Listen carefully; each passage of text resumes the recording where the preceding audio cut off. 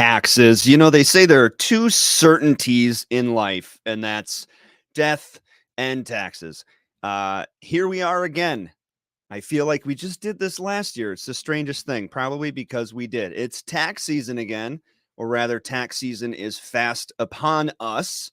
Time for us to do everybody's favorite annual activity, that is putting our taxes together and either paying money that's owed or hopefully getting some sort of a return, which isn't free money. It's just money that you already overpaid. Uh, but it's something that nobody really likes and nobody really likes to talk about.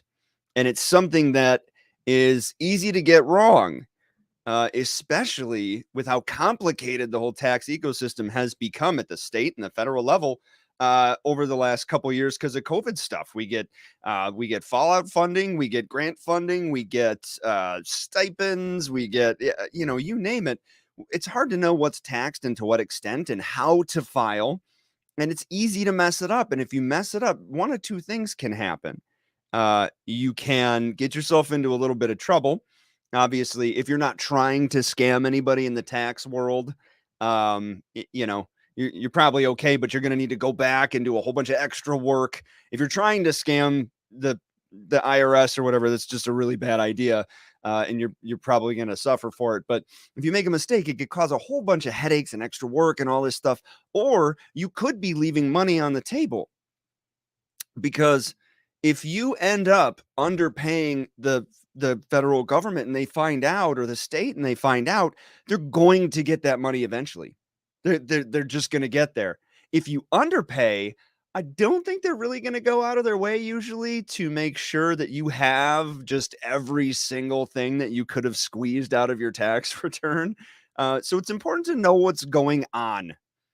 And here we are at our 112th episode or whatever. And this time last year, we invited a tax expert, Megan Schwan. She is the founder of Sidekick Accounting Services. She's going to tell us more about this, about her company and what they do. But her episodes from last year around this time, still to this day, out of 100 some odd episodes, are most listened to and re-listened to episode that we've ever done.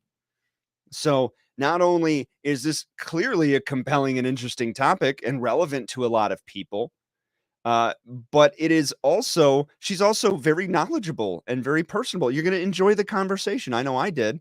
And maybe I spoke too soon when I said nobody likes taxes. Accountants probably like taxes, or at least they like the fact that taxes exist. That's probably should be my first question. Megan, you be ready after the bumper. My first question, aside from like, how are you, is going to be, do you like taxes? That's a good question for an accountant. All right, we're going to get into it in our conversation with Megan, founder of Sidekick Accounting, right after this.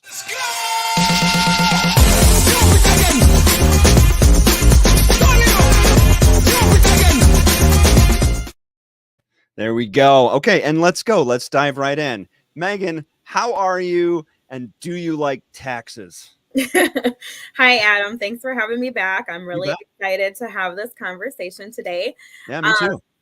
And to answer your question, I am not a huge fan of preparing taxes. However, I really enjoy learning the knowledge, because taxes really is more of a game, right? It's a game that we as business owners and individuals have to play each year.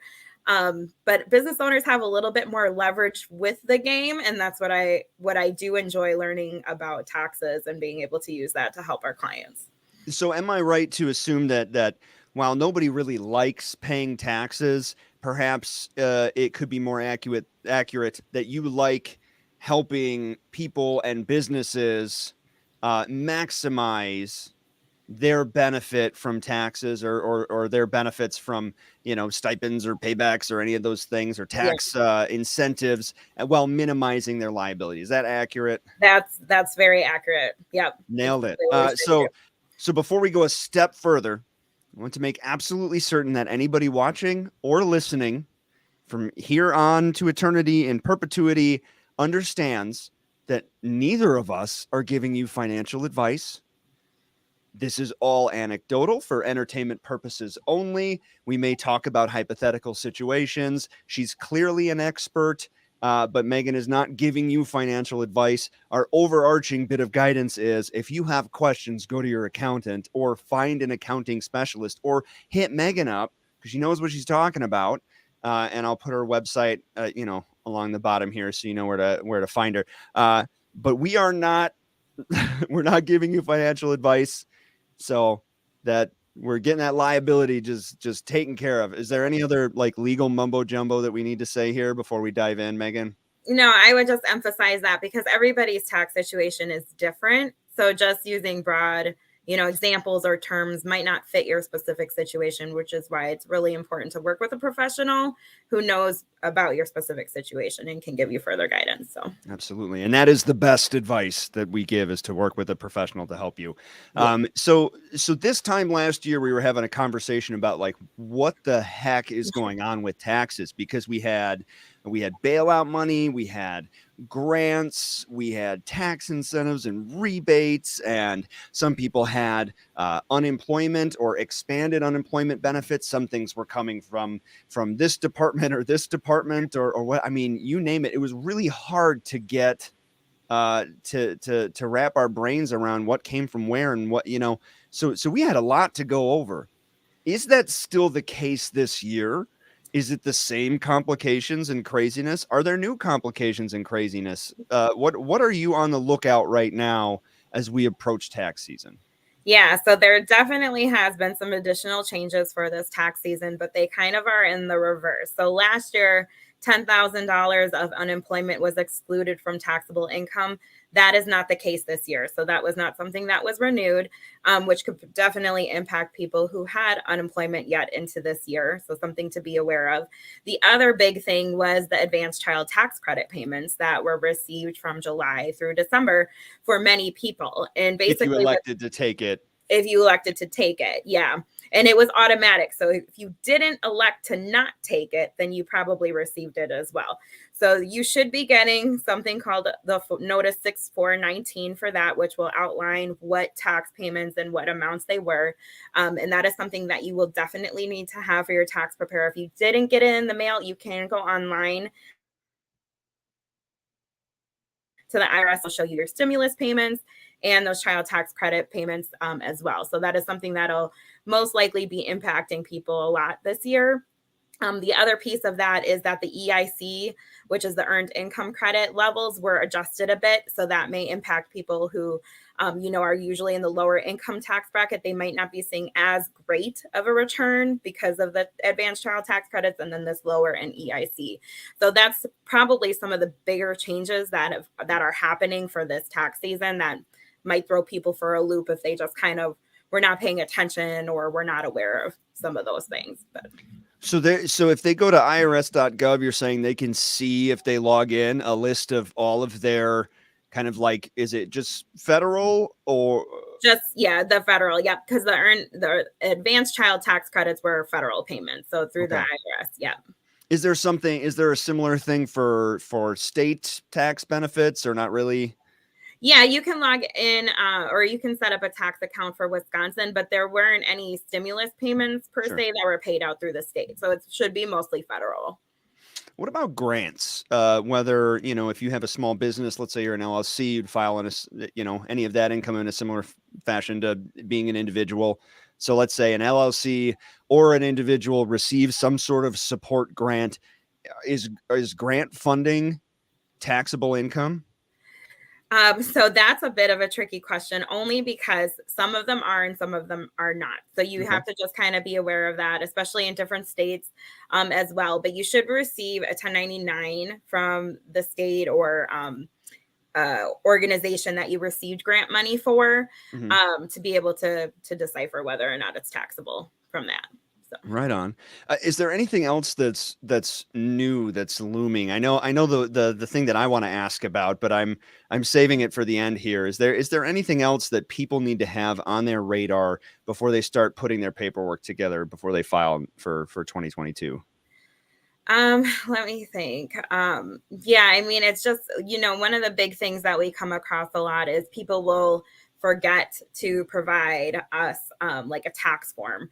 So that's one thing that's really important, is like to really, even sit down and rack your brain, like, where did all my income come from this year? Was it from, personal retirement fund, or was it from, a grant, which should be indicated in your financials if you're keeping up with your bookkeeping. Right. And if you're not, Right. that would definitely be something that I would encourage you to make a change on this year, is to keep up and, have organized financial records for your business, because those are those things that kind of fly under the radar sometimes, and then they can come back and bite us in the butt, if we're not paying attention to on the income side and the expense side. So it's really important to make sure the financial records are in place. But that's one of the big things that, can happen and can kind of come up. And oftentimes, the IRS takes, a while to process things. So we've, had clients that, or people that have came to us after using another accountant where they've gotten notices, 2 years later after those taxes were filed because they forgot a form. And that's pretty average. It takes about 2 years for the IRS, before COVID to come back with stuff, but now it can take even longer. And that's one thing to keep in mind too, is if you don't have the right amounts for the stimulus payment that went out last March, which was about $1,400 per person, or the advanced child tax credits, if you don't have the right amounts for those, that's going to automatically flag your return and can really delay your refunds as much as 6 months we were seeing last year. And that's pretty much the case this year. So making sure you have correct financial information before taking it to your tax preparer and before they file your return is super important, to making sure you get a timely refund and a timely processing on your returns. Right on. That's great advice. Now, the one thing that I wanted to ask about, and I'm looking at my other screen here, I have my trading view up, and I see a very exciting couple of days for folks like me that are holding Bitcoin and Ethereum and Shiba and crypto.com coin. Things are looking lovely after a couple months of things looking not so lovely. More people than ever are holding cryptocurrencies, and more people than ever. I mean, they're saying this is the year of the NFT. For better or for worse, whatever you may think about those, I know that there are no lukewarm opinions about cryptocurrencies, and there definitely are no lukewarm opinions about NFTs. All of that aside, what are the implications? What are the impacts on our taxable income? Let's say I have X amount of dollars in Ethereum right now. How does that impact my taxes, my individual filing? Yeah, and right now it's somewhat similar to like what a stock market shares would be. So you don't pay taxes on earnings until it becomes a taxable event, like you sell your stock or your coins. Cryptocurrency, right? It's considered a capital asset right now for the time being, correct? Right, exactly. Yeah. So, but the big thing though this year is because it's been such a huge gray area, for especially concerning the IRS, is they are specifically focusing on cryptocurrencies and NFT legislation in 2022. So I'm expecting that there's probably going to be an uptick in audits for people that have had cryptocurrency, transactions, and now with the NFTs becoming very popular as well. Like that is something that the IRS themselves have indicated that they're going to be doing a lot more looking into. So again, just like with anything with the IRS, you want to make sure you have proper documentation in place, and if you're selling something but repurchasing, a lot of times that can be considered like a wash sale or whatever it might be, depending on what that looked like for you. So keeping track of some of those things on your own is probably a good idea, because there hasn't been a whole lot of regulation on those platforms. So kind of being proactive, like at Sidekick, we're all about proactivity, like being proactive about those funding sources or investments is probably your better bet to, having a good transition or conversation with the IRS if that's something that ends up coming up. So generally speaking, though, for somebody like me, if it's considered a capital asset investment, if let's say I put in this year X amount of dollars into, my Coinbase account or whatever, bought X amount of dollars worth of cryptocurrency, but I haven't taken anything out. Yeah, there's not a taxable event then. Okay. So if you're just purchasing and you're letting it sit and you're not selling it, then you're not having a taxable event, so it doesn't impact your taxes. at But this it's not necessarily a write-off, though. It's not a write-off. No. Okay. No. What if I just put it, let's say I put in $5,000 and I took out $1,000? I have to pay taxes on that 1,000. Is that how that works?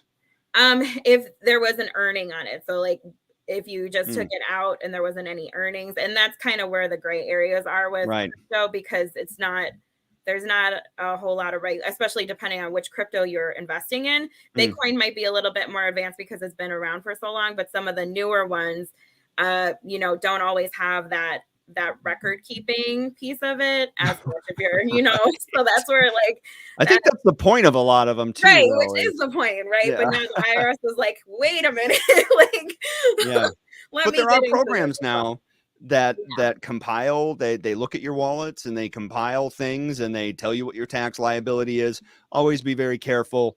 Anything, the crypto space and especially NFT space right now, I got to tell everybody, is just like the wild, wild west. It is. Yeah. There's tons of opportunities there, but there are more scammers than you can shake a stick at. And so just be very, very careful with your data at all times, because I'd hate for people to get ripped off. That would stink. Yeah. So let's talk about the reporting though.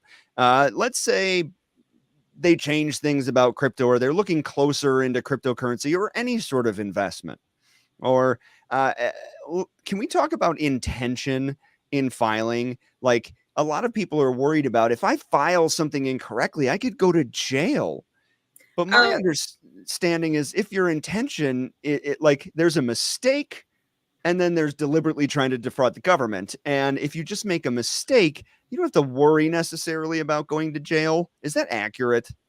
I would say that's accurate. Yeah. Like, I can't speak to definitively, but I would say overall, yes, that is something that they do, take into consideration. And usually you can tell, right? If somebody's scamming, a lot of times they're going to be like, big amounts of, things and a lot of red flags. But if it's an innocent mistake, usually it's pretty obvious when it comes to that. So do you have a feeling that there's going to be a lot of innocent mistakes when it comes to audits and whatnot over the next couple years as it pertains to people's cryptocurrency holdings? Cryptocurrency, PPP is probably going to be another one, because one of the things that got funded along with PPP funds was audits. And so with NFTs, cryptocurrencies, and PPP recipients, there are probably going to be a number of audits that are upticking as a result of that as well. So let's talk about that too, because, nonprofits, chambers of commerce, small business owners,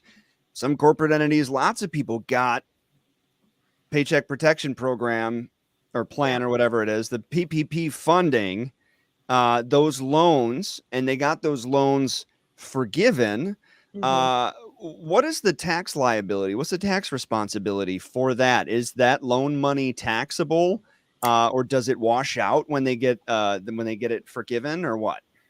Yeah, so that was one of the big legislation issues or disagreements or whatever you want to call it last year for taxes, and it was right up to the wire, in all honesty. I mean, they were talking about this in December, the end of December, about the taxability of PPP. And originally it was the PPP funds were not taxable, so the income you actually received from that, but you couldn't include the expenses that you used to pay with those PPP funds. So that was changed, thankfully. So you were able to still deduct payroll expenses is mostly what it was, right? It was the Paycheck Protection Program. So it was for payroll mostly, but rent and utilities could also be some things that you could deduct with PPP funds. So those were all allowed. So when your loan is forgiven, because on your financial reports, your PPP is considered a loan until it's forgiven. Once it's forgiven, it is considered non-taxable income. So there's actually lines, that you can input non-taxable income in for your Schedule C and S Corp and partnership returns. And so that's usually where that gets indicated, but it's not taxable income once it's forgiven, thankfully for a lot of people, because that definitely would have impacted a lot of businesses in probably a very negative way if they weren't able to deduct those expenses. So interesting. Yeah. So what happens if your PPP loan is for some reason not forgiven? Is that all of a sudden you got to pay, not only do you have to pay the loan back, but it's taxable income? No, so then it's just a loan. It's just a loan. It's Just not okay. considered income. Yeah. So, but you then would have to repay those funds. But So, you could write off the expenses. yep. You can still write off the expenses for that. Yep. Well, at least it's not complicated or anything. That would Right. be a real headache, wouldn't it? It would have So, been even more if they would have allowed that to pass. So, oh, I can imagine. I can imagine. but the biggest So thing, oh, sorry. I no, was you just go gonna ahead. interject that the biggest thing when terms of that is like making sure, whatever you put on your loan documents, if you submitted for forgiveness, that period of time is when you would use those funds. So making sure you have, some kind of a note or something in your financial records that this payroll was paid with PPP funds or this rent expense was paid with PPP funds over that period of time, just so that it matches up. And especially if you got funding from many different places, because there were other local grants that people were able to receive and get as well that were what we would call restricted. So it could only be used for certain things like payroll or rent and utilities. So you want to make sure to have those broken out if you've got multiple grants, because you can't expense the same thing twice. So you can't expense, an expense can't be used under PPP funds and this grant fund, if that makes sense, hopefully. Well, it does. And we're very familiar being in the nonprofit world that, you get grants that are restricted to certain, programmatic outcomes, and you have to keep good record of that to say that, this grant funding was used for this purpose, and you have to be able to verify that. So compiling all of this stuff can sometimes be a real headache. But even easier, something that makes it easier rather, is just keeping better records and planning better for tax season as the year goes on. And that was something we were talking about before we went live. Is you talked about tax planning and preparation for your tax liability. What is that, and how is it helpful? Sure. So tax planning is a holistic look at your tax situation and the legal law to be able to leverage your business to save money in tax liability, basically, and keep more money in your pocket. As business owners, we work really hard for what we do and for the money that we earn. And it's super depressing, getting a huge tax bill at the end of the year for the income that you earned. And so that was kind of why I got into it, because I was, preparing taxes for people. And it was just like, there's got to be a different way. And that was where I was able to discover tax planning, which a lot of accountants, unfortunately, do not do, because we are taught to be reactive. So we do taxes after the tax year closes. We're not, always thinking proactively. Sometimes you can get, tax preparers that are tax planning, and they tell you to purchase a piece of equipment or office supply at the end of the year, to save in tax liability. But that's not really what true tax planning is. It's like I mentioned, it's a holistic approach to taxes and the tax law. So it's looking at your personal situation along with your business. Do you have kids? Do you have properties? Do you have retirement funding? Do you have other investments, et cetera, along with your business? And so we do tax planning with our clients now and with other people as well, even if we're not doing bookkeeping, because our goal is to help businesses be successful. And I feel like tax planning is definitely one of those pieces to really helping businesses continue to grow and be successful with what they're doing, because it's such a huge part of what we have to do as well. Well, if you fail to plan, you are planning to fail, or however the saying goes. I think you got it. that makes sense. Is tax planning something that is growing in popularity, like accountant supported tax planning for businesses? Is that something that's growing in popularity as things become more complicated? Yeah, I guess sometimes it's hard when you're in it, because it seems like other people then you're talking to, or you attract that, or you have colleagues that are doing it. The organization where I learned how to do tax planning, there's only probably 400 accountants in that group. So it's not, and that's, there's probably 400 accountants just in Milwaukee, in all honesty. So there's not a whole lot of them that are doing it. And one of the reasons is because implementing tax plans it takes a decent amount of, energy and work and knowledge, to be able to put together a really exhaustive tax plan for somebody. But then being able to implement it. So similar to like the crypto, conversation, when it comes to the IRS and anything related to taxes, it's all about documentation. So making you have the proper documentation in place, making sure you have the right arguments, because the burden of proof is on you as a taxpayer to make sure that it's supported with what you're doing. And I think that's what steers a lot of accountants from doing tax planning, is just because it's much more involved than just doing tax preparation. But it is something that we do. And a lot of times the tax plan can be used year over year over year, where you're getting that savings. So it's a huge ROI. Interesting. Yeah. So the more you plan and the more you invest on the front end, the less of a headache it'll be once you get the tax season. And ideally, the less you have to pay, or the more you get in return. So that's always a good thing too. Yes. What are some, I wanted to make sure to ask, what are some things typically for individual or small business returns that people don't write off, or don't consider writing off, or don't even consider as, taxable income? What are things that people typically miss?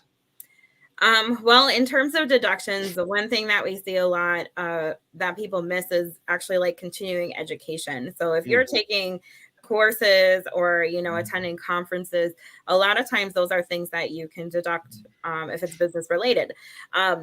Just to kind of reiterate, I think we might have talked about that last year, but I do a lot of tax classes. Is the IRS defines a business deduction as anything that's ordinary and necessary for your business to operate.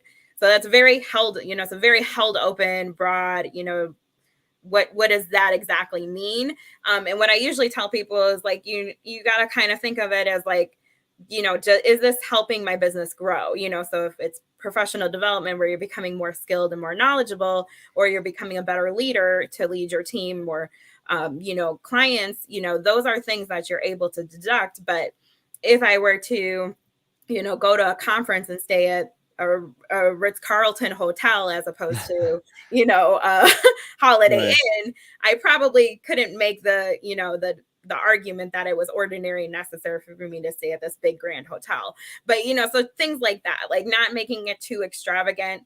Another thing that I get a lot of questions about, and this might be a little bit off of your question, but clothing is another big one that I hear people ask about all the time. And you can't deduct just regular clothing. However, kind of business attire to that.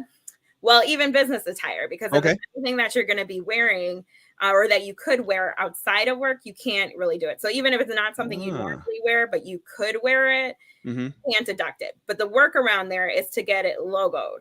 So if you get it logoed where you have your logo on it, then it's something that you're able to then write off. You can write off a piece of clothing, getting the logo on it, and any dry cleaning or washing that you can you draw the logo on the tag with a Sharpie? No, has to be visible. Has to be visible. What about this? So I work out of my home. Let's say I have an LLC and I do all my work out of my basement office. Can I write off my mortgage and my utilities and all of those things? Because that's where I work. Does that work? So that's a great question. And as a sole proprietor or a single member LLC where you're filing as a Schedule C on your taxes, you can take the home office deduction. And so basically that's taking your dedicated space. It does have to be dedicated space. So not always necessarily a room, but if you have, a portion of your room where you have your desk or whatever equipment, you can take that square footage divided by the square footage of your whole home, and that percentage of your mortgage and your utilities and, even internet or repairs are things that you are able to then deduct a portion of that. So how do you like that? See, I didn't know that. That's and that can be really huge for people, especially this past year 2 years now, people have gone home, to work, and a lot of them are staying home. So those are some things that you're able to do. And 100% of whatever improvements you do in that office space are 100% write-offable as well under that home office credit. Home office deduction. That's a good tidbit. Excellent. So I feel like we could talk for hours. Probably could. And I'm sure we could do hypotheticals all day long.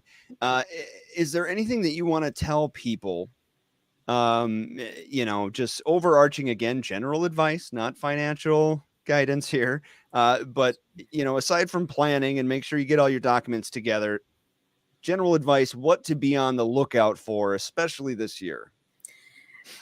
Yeah, one thing for sure is just to kind of keep your ears to the ground on any changes in terms of legislation. I know there's been a lot of talk with the administration making tax changes that could impact people, especially business owners. So that's one thing, just to kind of, get connected with a professional that's staying up on things, so that you're able to get that information as it comes.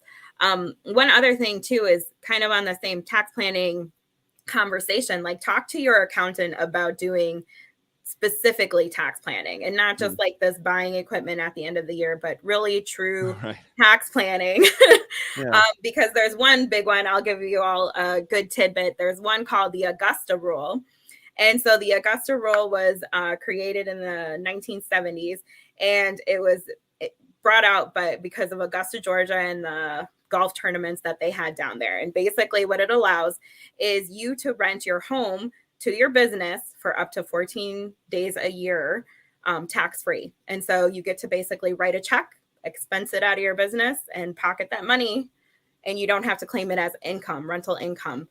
So that's a really huge one that we can use as business owners to leverage that law, tax law, and be able to write ourselves a check and expense it through our business.